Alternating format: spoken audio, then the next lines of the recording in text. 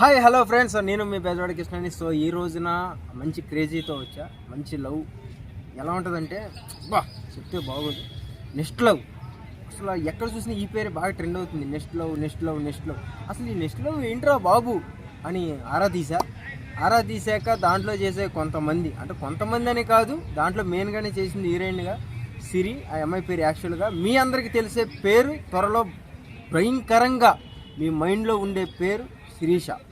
So వీళ్ళు చేశారు, కానీ దాంట్లో ఉన్న క్యారెక్టర్లు ఏంటి, అసలు ఆ సినిమా ఏంటి, అసలు ఎన్ని రోజులు ఈ సినిమా వీళ్ళు కంప్లీట్ చేశారు, అసలు దాంట్లో ఏమైనా వీళ్ళు ఇబ్బందులు పడ్డారా, లేకపోతే ఆ షూట్ వల్ల వీళ్ళు ఇబ్బంది పడ్డారా, వాళ్ళ వల్ల వీళ్ళు ఇబ్బంది పడ్డారా, అసలు ఏంటి అన్నదే ఈ రోజున ఇంటర్వ్యూ. సో చివరి దాకా చూడండి, మంచి క్రేజీగా వస్తుందని అయితే నేను చెప్తున్నా. గుర్తుందిగా, రైట్, చూడండి, ఫాలో అవ్వండి. ఫాలో చేసుకోకపోతే తొందరగా ఫాలో చేసుకోండి. అమ్మాయిని పిలిచేద్దాం, మరి లేట్ చేస్తే మళ్ళీ నా కింద నుంచి కోపంగా చూస్తుంది. శిరీషదా.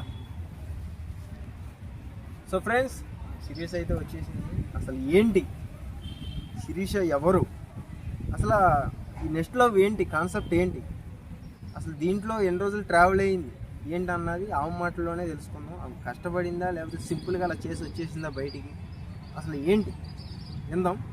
హాయ్.